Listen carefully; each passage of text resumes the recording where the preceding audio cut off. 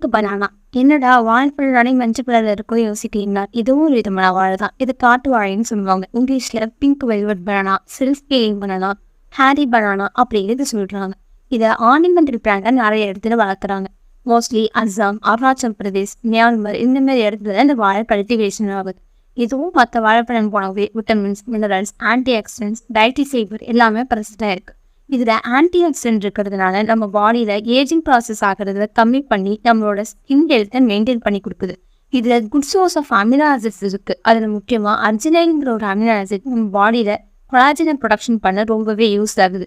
Skin cancer வராமல் தடுக்கிறதுலையுமே இந்த வாழைப்பழம் முக்கிய பங்கு வகிக்குதுன்னு சொல்கிறாங்க. இதில் ரூட்டிங் அப்படிங்கிற ஒரு பிளான்ட் பிக்மெண்ட் இருக்கிறதுனால நம்மளோட ஸ்கின் ஹெல்த்தை சப்போர்ட் பண்ண இது ரொம்பவே இம்பார்ட்டண்டான ஒரு ரோல் ப்ளே பண்ணிட்டு இருக்குன்னு சொல்கிறாங்க.